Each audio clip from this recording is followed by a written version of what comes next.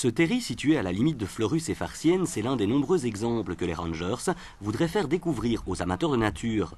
Inexploitable, il est devenu une véritable réserve, un exemple d'un milieu écologique fascinant et particulier dont la flore est très diversifiée.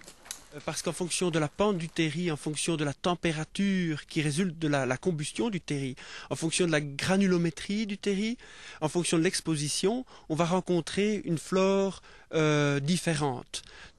Et puis pour les passionnés d'environnement, les terris sont un milieu à étudier puisqu'ils sont en pleine formation, la nature recolonisant des zones arides. Les terris sont d'abord envahis par les mousses et puis par les bouleaux.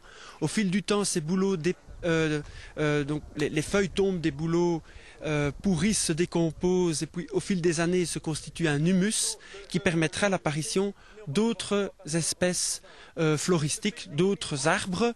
Et au fil des années, quand je dis au fil des années, c'est d'ici 100 à 200 ans, nous évoluerons vers la charmée chaînée.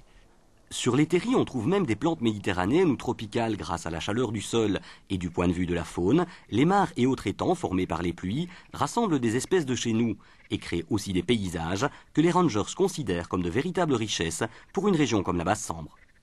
Et dès lors, nous pensons que ce serait opportun pour la vallée de la Basse-Sambre de développer un projet de parc naturel, le parc naturel de la Basse-Sambre, donc incluant par exemple les communes de Gemep-sur-Sambre, de Sambreville, de Ésoprel, de Farciennes, de Châtelet, de Fleurus, et qui exploiterait d'un point de vue touristique la richesse paysagère et écologique, richesse offerte en bonne partie par les terris. Mais on n'en est pas encore là jusqu'ici, pas de plan de financement, pas de projet concret. Les rangers et la dizaine de jeunes qui suivent une formation socio-professionnelle dans la SBL veulent simplement faire découvrir ces paysages qui restent jusqu'ici encore inconnus des touristes. Et même les gens qui habitent la région connaissent très mal les terris. Les terris sont souvent interdits d'accès car ce sont des propriétés privées, alors qu'ils recèlent de paysages vraiment chouettes. Et le modèle des rangers, c'est le parc naturel régional de la Plaine, de la Scarpe et de l'Escaut, dans le nord de la France, qui a aménagé ses terris avec des sentiers balisés, des aires de repos et de barbecue, et qui y organise des joggings par exemple. Par contre, dans la vallée de la Basse-Sambre, il y a des terris extraordinaires, personne ne les connaît, il n'y a pas le moindre mètre de sentier de randonnée, il n'y a pas le moindre mètre carré d'aire de barbecue, il n'y a rien. 3 fois rien. Les gens de la région méconnaissent les terris, les gens qui ne sont pas de la région les ignorent, alors que c'est une richesse pour une région pauvre, une région qui doit se redresser. Et les terris sont une richesse à portée de la main.